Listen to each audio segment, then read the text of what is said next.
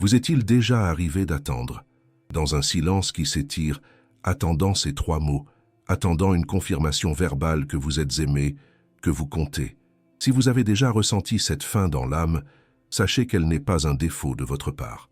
C'est une programmation profonde. La perspective du biologiste Bruce Lipton nous aide à comprendre que nous avons été conditionnés depuis l'enfance, à travers les contes de fées, les films et les attentes familiales, à croire que l'amour pour être réel doit être verbalisé. Nos cellules, dans leur infinie intelligence, ont appris à attendre cette confirmation extérieure, et son absence engendre un stress biologique réel, une sensation d'insécurité qui parcourt le corps, même si l'amour est présent de 1000 autres manières, silencieuses et puissantes. Mais que se passerait-il si le « je t'aime » le plus puissant n'était pas une phrase, mais une fréquence? Le neuroscientifique Joe Dispenza nous offre une vision transformatrice à ce sujet. Il explique qu'un cœur dans un état authentique d'amour, de gratitude ou de compassion génère un champ électromagnétique cohérent, vaste et ordonné. Ce champ est une transmission d'énergie, une signature biologique qui communique la sécurité, la paix et l'acceptation à ceux qui sont proches, sans nécessiter un seul mot.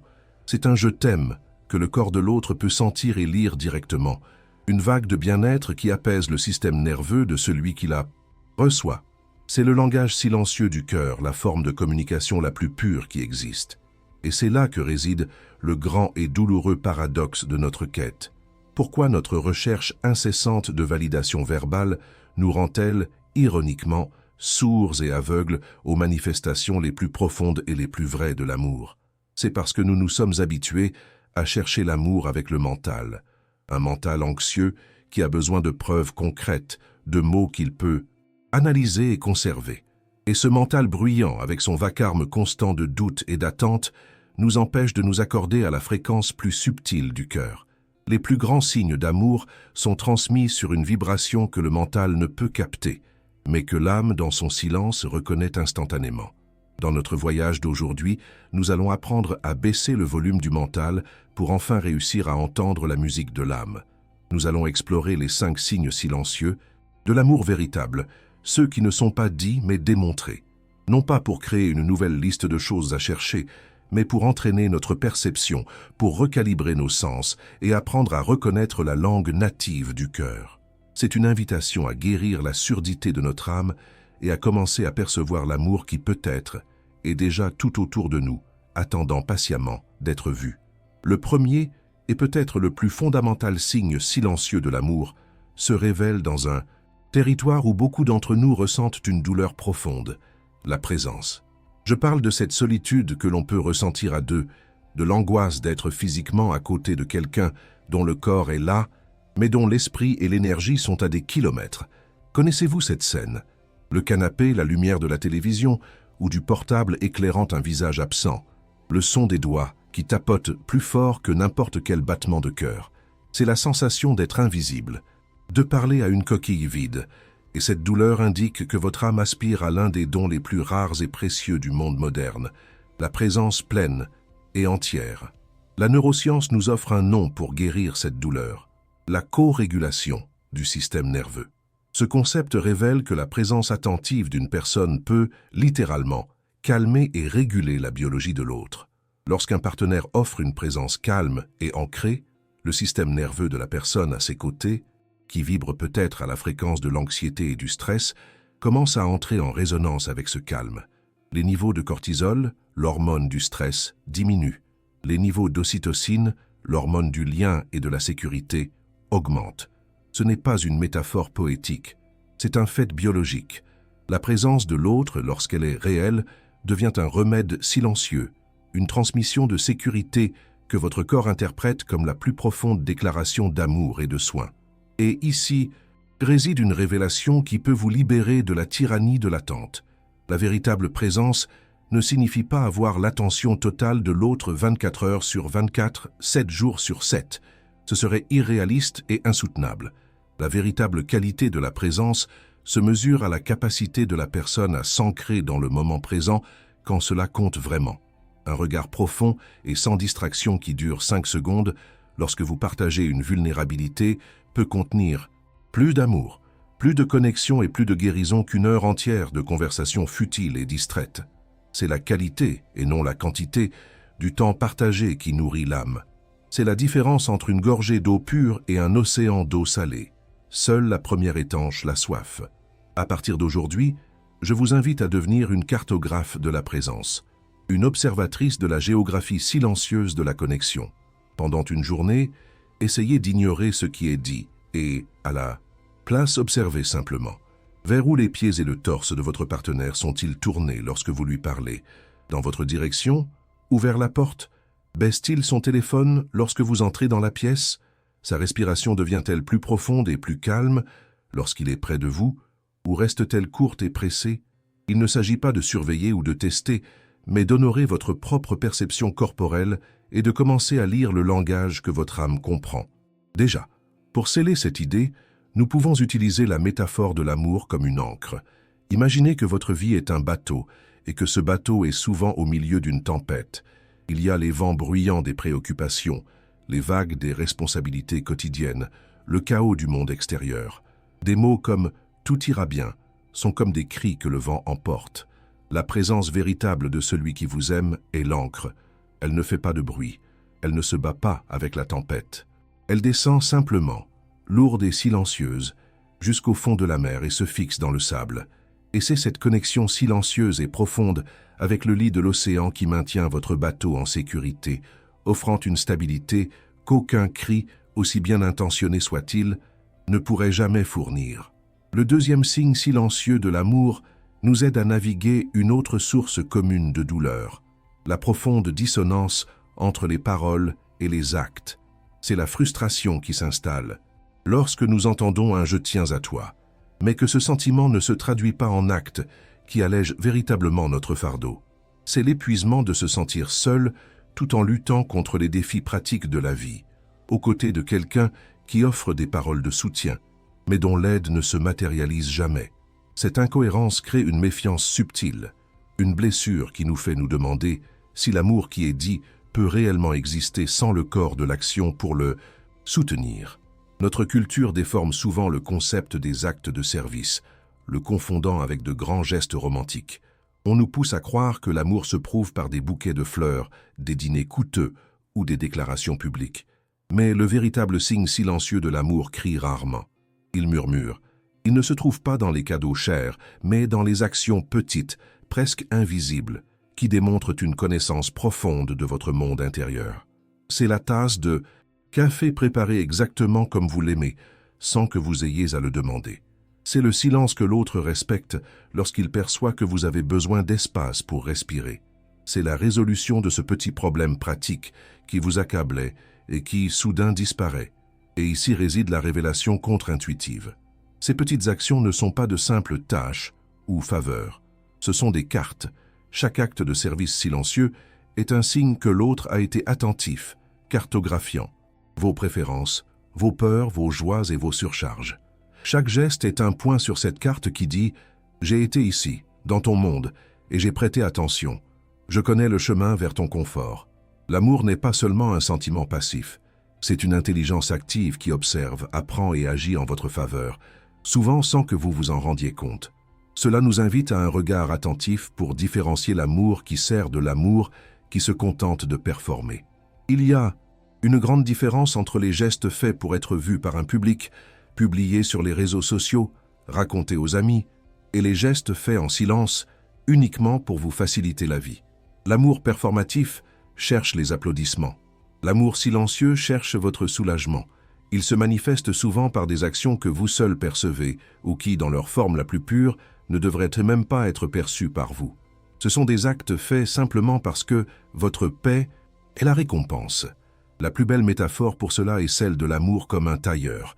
Un amour superficiel vous achète un vêtement prêt à porter, de taille standard, en espérant qu'il vous aille.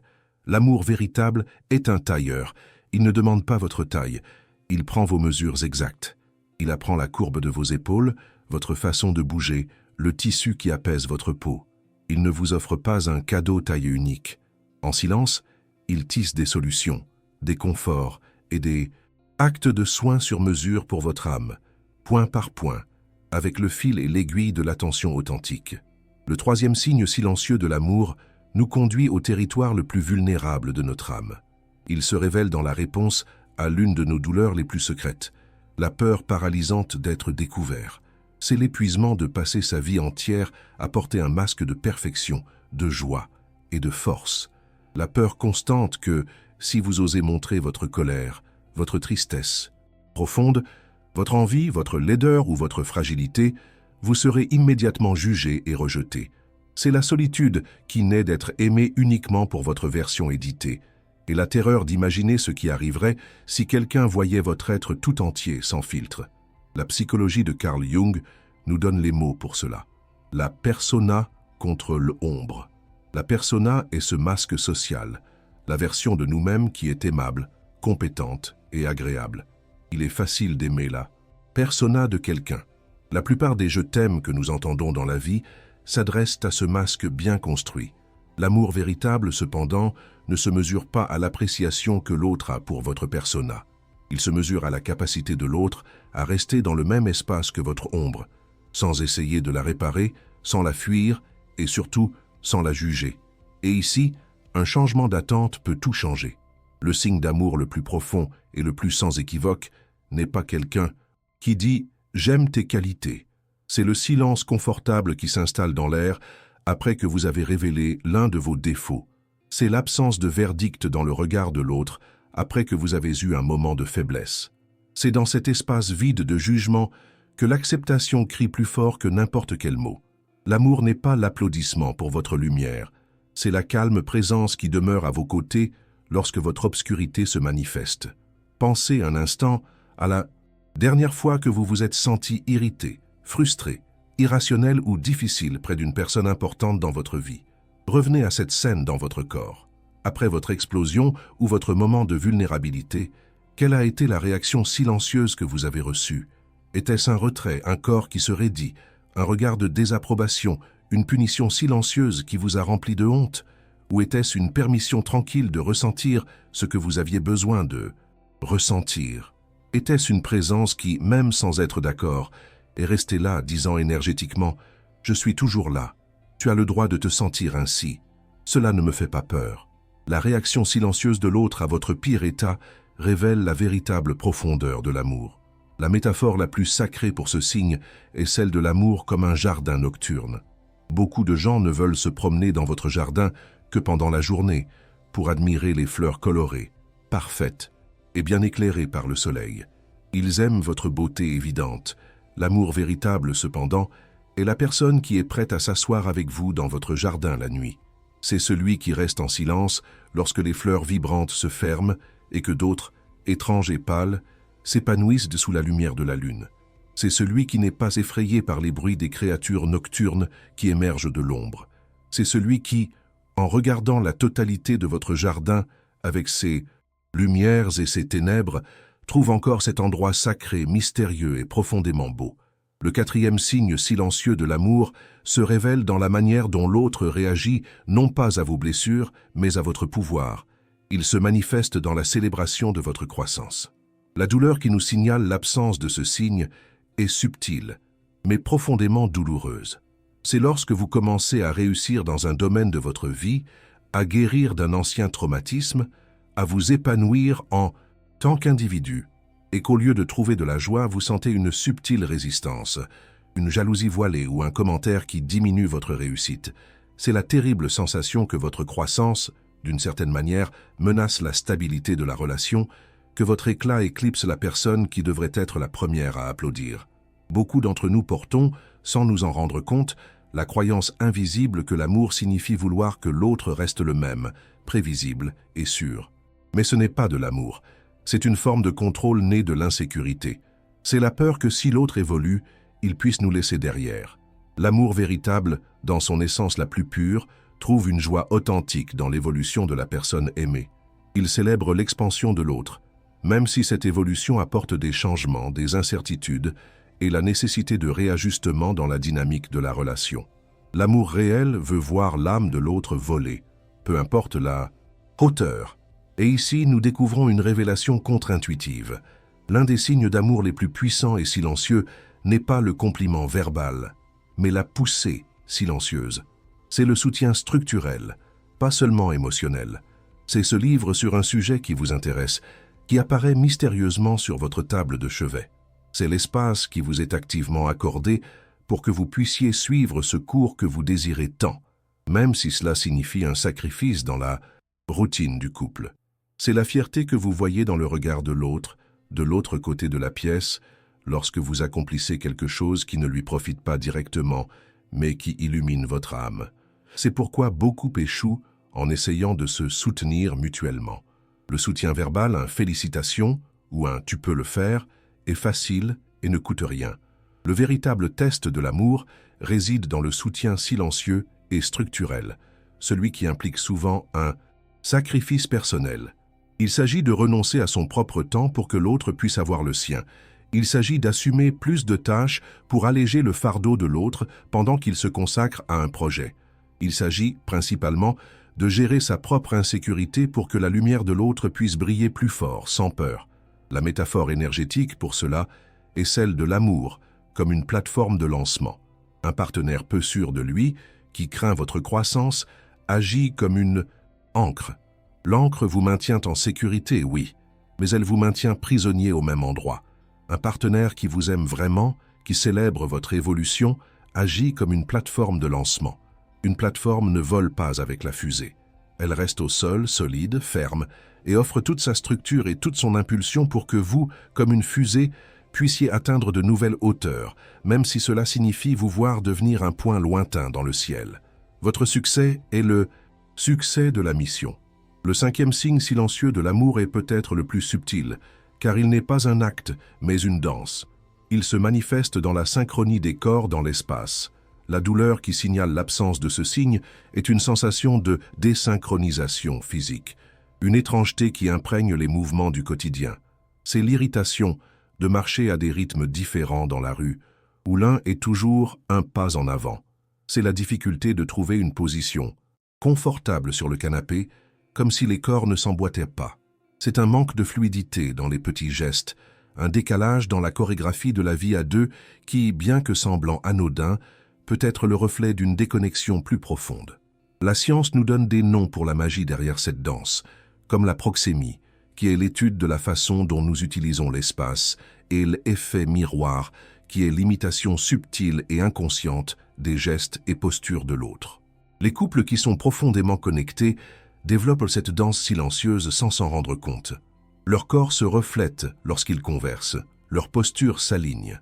Ils maintiennent une distance dans l'espace qui est intimement confortable et se déplacent de manière complémentaire dans la cuisine ou un supermarché avec une efficacité qui semble chorégraphiée.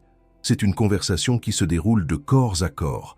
Et la révélation contre-intuitive ici est que cette synchronie corporelle n'est pas une technique que l'on peut apprendre ou forcer. Essayer d'imiter consciemment les gestes de quelqu'un semble souvent étrange et artificiel. La véritable synchronie est un résultat direct, un symptôme visible de l'harmonie émotionnelle et neuronale du couple. C'est la manifestation physique de deux systèmes nerveux qui se corrégulent et se font confiance. C'est le corps des deux qui dit « sans mots, nous sommes en sécurité, nous sommes dans la même équipe, nous sommes une unité ». L'harmonie des mouvements n'est que l'écho de l'harmonie des âmes. Peut-être avez-vous déjà remarqué ce phénomène, même sans savoir quoi chercher. Observez dans les espaces publics les couples qui semblent être ensemble depuis longtemps. Voyez comment ils se déplacent dans l'allée d'un supermarché, prenant des articles, l'un anticipant le mouvement de l'autre. Voyez comment ils s'assoient sur un banc public, trouvant un équilibre d'espace et de proximité sans effort. Il y a une chorégraphie non répétée, une économie de gestes et une lecture mutuelle de l'espace qui révèle des années de connexion silencieuse. C'est une beauté qui ne peut être appréciée que lorsque nous arrêtons d'écouter ce que les gens disent et commençons à voir comment ils sont ensemble. La métaphore la plus parfaite pour cette connexion est celle de l'amour comme une paire de rameurs dans une barque. Au début, ils peuvent être maladroits, les rames peuvent s'entrechoquer, la barque peut tourner en courante, mais avec le temps, ils n'ont plus besoin de se crier dessus. Rame maintenant, plus fort, à gauche. Ils apprennent à sentir le rythme de l'un et de l'autre à travers le bois de la barque, à travers la légère inclinaison, la tension de l'eau. Leurs mouvements ne font plus qu'un, propulsant l'embarcation vers l'avant de manière efficace, puissante et silencieuse, en parfaite harmonie, regardant tous deux dans la même direction. Nous arrivons à la fin de notre voyage, et ici, toutes les pièces s'assemblent. Carl Jung voyait l'amour non comme un état de confort, mais comme un processus alchimique de transformation mutuelle. Les 5 signes silencieux que nous avons explorés, la présence qui ancre, les actes qui cartographient, l'espace qui accueille l'ombre, la célébration qui propulse et la synchronie qui danse, ne sont pas des preuves à collectionner pour valider un sentiment. Ils sont la chaleur, la fumée et les crépitements qui indiquent que la transformation est, en effet, en cours à l'intérieur du vase sacré de la relation. Ce sont des preuves que 2 âmes travaillent silencieusement, l'une sur l'autre. Mais comment pouvons-nous devenir sensibles à cette alchimie? Comment affinons-nous notre perception pour remarquer ces signes que le mental anxieux ignore si souvent? Ici, la sagesse de Neville Goddard nous offre le secret. Pour apprendre à lire les signes de l'amour, vous devez d'abord assumer le sentiment du désir accompli. Au lieu de chercher désespérément l'amour dans le monde extérieur, vous êtes invité à vous tourner vers l'intérieur et à commencer à cultiver, en votre propre être, le sentiment d'être déjà aimé, en sécurité, vu et valorisé. Ce changement d'état vibratoire n'est pas un fantasme. Il modifie votre biochimie et votre champ énergétique, calibrant vos sens pour enfin percevoir la preuve silencieuse de l'amour qui est peut-être déjà tout autour de vous. Peut-être, comme une invitation finale pour votre âme, pourriez-vous vous offrir une semaine d'écoute profonde, une semaine où vous vous abstenez intentionnellement de demander ou d'attendre la validation verbale.